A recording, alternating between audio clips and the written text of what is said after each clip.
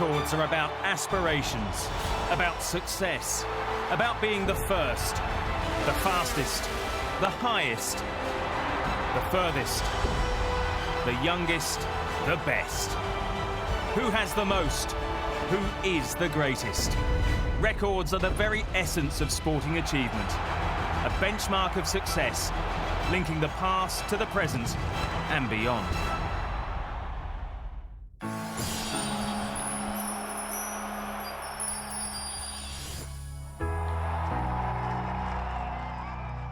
I loved cricket, so it wasn't difficult for me. I just loved being on the field. So it wasn't difficult for me to motivate myself. Throughout an international career that lasted a remarkable 24 years, Sachin Tendulkar scored 15,921 runs at the highest level of the game. Many will aspire to top that, but the Indian has set an almost impossible benchmark. I didn't chase records. It just happened. My focus was to be one of the top members in the team, to contribute every now and then. Sir Garfield Sobers, Geoffrey Boycott, Sunil Gavaskar, Alan Border, all cricketers who at some point became the highest run scorer in Test cricket. The man who would surpass them all didn't get off to the greatest of starts when he first went to the crease. It took some time. In fact, I remember the first couple of practice matches of my life. I got out on 0 on first ball. And in the third match, I scored 1 run. And it's a bit embarrassing, but I was happy. I was happy that I've opened the account. And I came back home feeling good about myself. I had only scored 1 run, but I felt good about myself. And from there on, things started looking different. In my summer holidays, I would start my practice session at 7:30 in the morning. By the time I finished my day, it would be 12 hours. I started changing as a cricketer. I started figuring out how to score runs and how to play in a match. You may practice for hours and hours in the nets, but eventually you got to go out in a match and score those runs. Records were broken even at an early age. In one junior match, a partnership of 664 with Vinod Kambli was a world record for nearly 2 decades. And in November 1989, aged 16 years and 205 days, Tendulkar became India's youngest ever Test cricketer. Well, I grew up dreaming about playing cricket for India. Right from the time I started playing cricket with the season ball, it was all about chasing my dream. In 1990, I went to New Zealand towards the beginning of the year, and I missed scoring 100 there. I got out on 88, and I would have become the youngest cricketer to score 100 in Test cricket. I went to England in June, July, and in the second Test match, I got 100 at Old Trafford. In 1992, early 1992, I scored 100 in Australia on Perth. That's well played. What a fine young player he is. Perth wicket was fast, bouncy, and with big cracks. I scored 100 there, so I would rate that as my best innings. Drives, that could be it. Beats mid-on. Yes, it does. What a fine performance by Sachin Tendulkar. A magnificent innings by this young man. At the end of that year, Tendulkar had reached 1,000 runs. And in February 1999, he topped 5,000. I hated losing, and I wanted to win everything. Every time I went on the field, I wanted to do well. And that helped me prepare myself. But poor form in Australia in 2003 meant his strategy required a rethink. I kept getting out. Trying to play big shots. And a couple of times, and in first 3 Test matches, I got out playing cover drive. So I had a discussion with my brother. My brother told me that, nobody's getting you out. You are getting out because your shot selection is not right. So I decided it was all about, staying there at the wicket, not to look at the scoreboard. And I also simultaneously decided that I'm not going to play cover drive. Even if I'm batting 125, I'm not going to play cover drive. and I ended up scoring 301 or 302 runs in that entire test match without playing a single cover drive. That change saw Tendulkar pass the 9,000 run milestone. 2 years later, West Indian Brian Lara overtook Alan Border and became the highest run maker in Test cricket. At that time, Tendulkar was 1,000 runs behind Lara. Sachin had a target to chase. I wanted people to expect something from me. But then the challenge was to live up to my own expectations. If I could live up to my expectations, my standards, then I was happy. On the 17th of October 2008, Tendulkar passed Brian Lara's tally of 11,953 runs and became the highest run scorer in Test history. 6 weeks later, Sachin scored his most significant runs. The most important innings, I would say, was against England in Chennai in 2008. This was just after that terrorist attack, so the entire nation was sad. We were chasing 374 in the fourth innings. And England had a terrific bowling attack. Anderson, Harmison, Flintoff, Swan, Montepanesar. And I got that 100 to chase 374, which meant a lot to our team, because we were able to, give a reason to bring a smile on people's faces, because after that terrorist attack, the mood of the entire nation was low, and it was difficult to make everyone forget about that and think about something else. So I thought we had managed that, even it was for a fraction, but we managed to do so. That's why that innings has to be the most important innings of my life. In November 2011, he surpassed the 15,000 mark against the West Indies. Sachin had been playing Test cricket for over 2 decades, and in 2013, he went into bat for the last time. Retirement was something which was a unbelievable experience for me, extremely emotional, and then to come to terms that this is my last outing. So to come to terms with that was tough, and the final send-off was memorable. When Sachin Tendulkar walked off the field for the last time, he could look back on an illustrious career, a record 200 Test matches. I look at Sachin Tendulkar, man, to have played that long, to accomplish what he would have accomplished, man, that's going to be hard to beat. A record 2,058 fours. Sachin played a complete game, where he was mindful of consistency, he was mindful of records, he was mindful of his ability, he was mindful of what the situation was. A record 51 Test centuries, 29 of them overseas, also a record. Sachin is just an incredible player. Nobody will ever get close to him in the amount of Test runs he's scored. Yeah, he's the ultimate batsman, without a doubt. A record 15,921 runs. The best the world have ever seen. The record speaks more than anything. Nobody's going to break that record. Sachin Tendulkar also broke numerous records in the one-day format, but it was the 5-day game which was the most demanding, and the records all the more rewarding. I enjoyed playing cricket. Test cricket is, without any doubt, more challenging. It tests you as a cricketer to play Test cricket and to survive and to consistently do well. You've got to have good technique. A big thank you to all the people who turned up and who supported me, who cheered for me.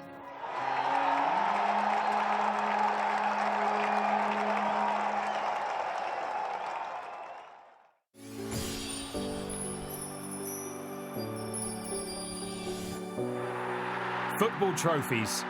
Paolo Maldini won 26 with Milan. Kenny Dalglish collected 31 winners' medals during his time at Celtic and Liverpool. But no one is more decorated as a player than Manchester United's Ryan Giggs.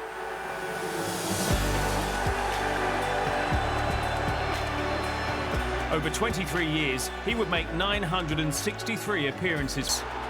I grew up as a United supporter, so to even play for United was obviously a dream, but to play for so long and be so successful as a regarding winning trophies, yeah, obviously it's been brilliant.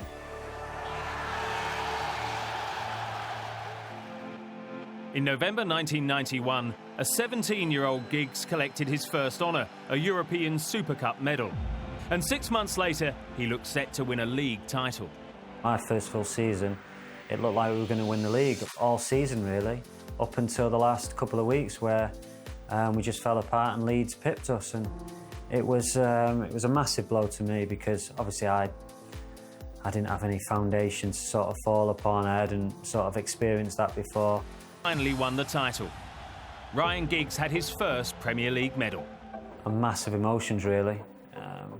Euphoric, you know, relief, because we haven't won it for so long, and you know, you just got rid of all the question marks. Are we ever going to win it? It was really satisfying to do it and do it in such style. The following season, Giggs was part of a great United side that won the league again and also the FA Cup, the club's first ever double. Next year, the double winning team, it had everything: pace, power, intelligence, experience, you know, right through the spine of the team. A team that would pass you to death, or if you wanted to fight them, they would literally fight you into a win because they were so aggressive. It was an unbelievable team and one that I was proud to be involved with. Giggs and United would again win the double in '96 and another league title in '97. But the greatest season of Giggs' career came in 1999. A journey into history that memorably began in United's FA Cup semi-final against Arsenal. A thrilling match decided by an unforgettable goal. I mean, it's probably the best goal I've scored, and within the circumstances as well. You know, going down to 10 men and hanging on really, and yeah, such a pivotal game against a brilliant Arsenal team. It was a goal that, you know, I was proud to have scored and helped us on our way towards a great season. Giggs' goal began a march to glory that secured another domestic double. And then on the 25th of May 1999, United stood on the verge of an historic treble. The Champions League final against German side Bayern Munich at Barcelona's famous Camp Nou stadium. But as the full-time whistle approached, they were 1-0 down.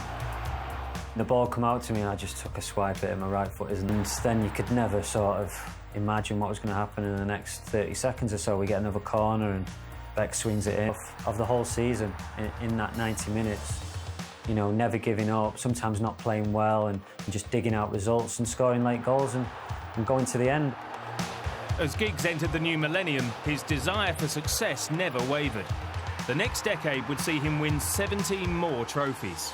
The way in which he's been able to adapt his game, change his game, an incredible mental attitude to keep going, to want to keep going, to want to continue to win, to play, to fight for every single game.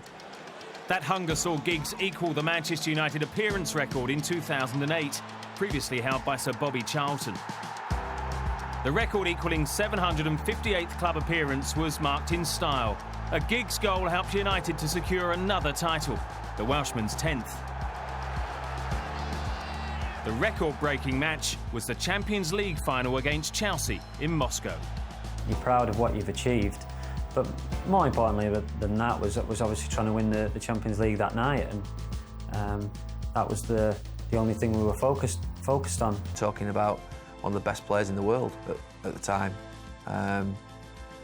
Fantastic player who, you know, at times would run defenders ragged in the top games. You think of the '99 season, integral part of that. Other championship seasons, been a big part in all of them. When you're starting out at 17, you never think that you'll still be playing at 39, 40. You just don't, especially for United. So I've been lucky in so many respects that, you know, I've been at the same club and had the same manager for such a long time and played with good players. I mean, you know, you want to get as much as you can out of your career, and I feel like I've done that.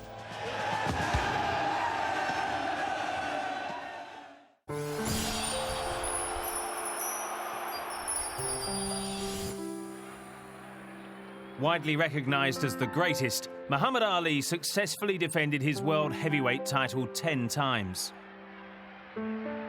Larry Holmes doubled that tally. But one man holds the astonishing record of 25 defences. Anytime you have a discussion on who's the greatest heavyweight champion of all time, who's the greatest boxer of all time, Joe Louis is in that discussion. 25 title defenses. You know, he's always going to have that on his resume.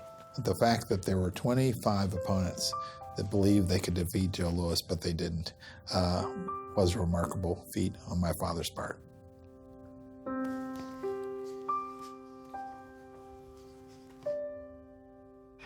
Primo Carnera, former heavyweight champion of the world, is feeling as fit as two fiddles, training to the last ounce.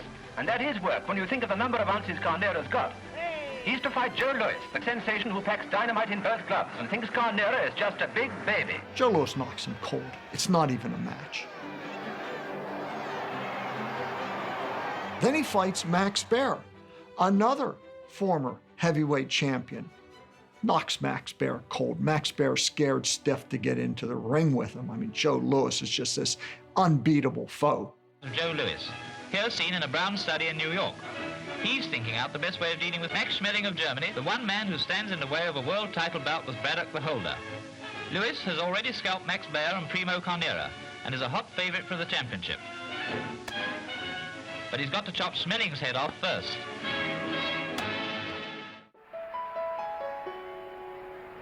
In a 15-round contest against Max Schmeling, Joe Louis went down in the 4th round, and in the 12th round he went down and stayed down. My mother said that Joe Louis felt devastated as a result of his loss in '36. And Joe Louis really felt that he let America down, and he particularly let Black America down. Schmeling was now the mandatory opponent for James Braddock's world title. But Louis's Jewish promoter Mike Jacobs was reluctant to have a German taking the title back to a Nazi Germany that was openly hostile to Jews. So after plenty of work behind the scenes, he arranged that Joe Louis would fight Braddock instead of Schmeling. On the 22nd of June 1937, Joe Louis fought for the title at Comiskey Park in Chicago. In the 8th round, he became heavyweight champion of the world. Braddock's down. Terrific left-right combination. That right cross hits smack on the button. When Joe Louis won the title in 1937, all of Black America really resonated that the importance of Joe Louis was at the top and the pinnacle of his career. He was the heavyweight champion of the world. He was the strongest person in the world. As far as Joe Louis is concerned, he's not truly the champion. Yes, he's wearing the crown. He's got the belt. But he's not truly the champion until he avenges his one loss to Max Schmeling. That's the fight Joe Louis wanted.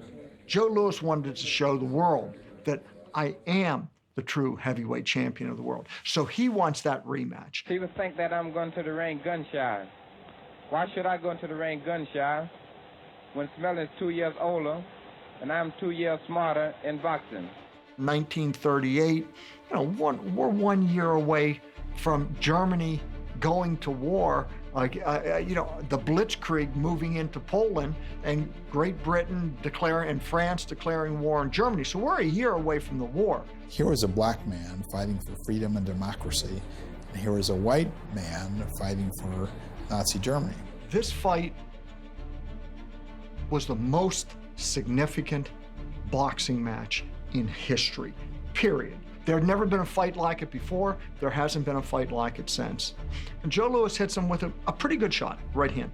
Schmeling goes onto the ropes, and Joe Louis comes in and he hits him in the head, and then Schmeling covers up his head, and then Louis lands a few body blows, including a blow to his kidneys. And you can see the pain in Schmeling's face. People sitting at ringside said they could hear him scream, a high-pitched scream.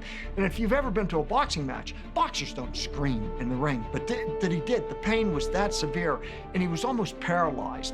And then Joe Louis goes in, he just pulverized him.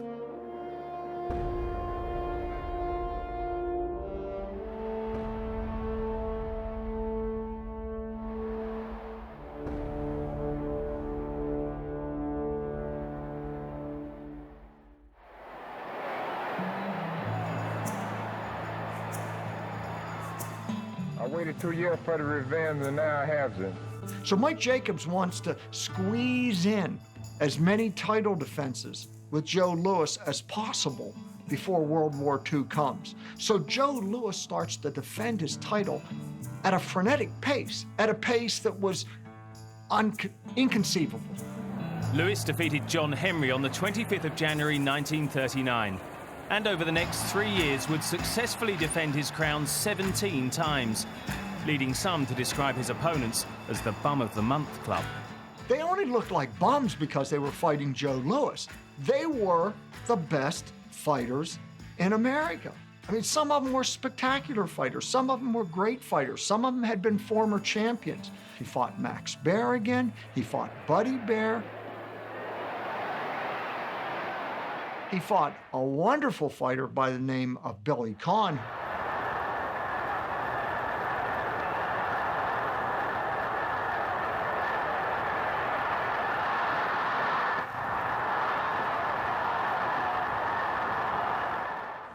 When the US declared war on Japan, Joe Louis signed up for a different kind of fight. What's your name, Joe? My name is Joe Louis Barrow. Joe Louis comes back from the war, and America expected, let's turn back the clock. The war's over. It's 1941 again, and it's the summer of 1941. Let's have Joe Louis fight against Billy Conn again. After an absence of 4 years, in June 1946, his 22nd title defence, Louis knocked out Conn in the 8th round, before beating Tammy Moriello 3 months later. But after a decade as heavyweight champion of the world, even his extraordinary talent began to wane. He fights two grueling defenses against Jersey Joe Walcott. Many people feel he lost the first fight against Jersey Joe Walcott. He wins the second fight. And after that, Joe Louis realizes, it's time for me to go. You know, I've defended my title 25 times. Nobody had ever done that. No heavyweight had done it. No light heavyweight had done it. No boxer had ever defended his title 25 times. My legacy is as secure as the Rock of Gibraltar. It's time for me to retire. The retirement of Joe Louis, for 11 years heavyweight champion of the world. He has held the title for a longer period than any other. He leaves the ring undefeated. He has defended the championship 25 times since winning it from Jimmy Braddock in 1937. Only 5 heavyweights have defended their title 10 times or more. Muhammad Ali, Tommy Burns, Vladimir Klitschko, Larry Holmes, and Joe Louis. For some, his record of 25 defenses is only a statistic, but they came to represent so much more. Joe Louis showed, given a chance, Black Americans could compete with white Americans, not only and do well, they could succeed and win. And that impact was, I mean, he carried the hopes of Black Americans on his shoulders every time he went into the ring, every one of those 25 title defenses. Joe Louis was a remarkable fighter, but he was more so a remarkable man. And that sense of who he was makes me proud to be his son. I think he really believed that he was a good person, and he was a good person, and I'm proud of that.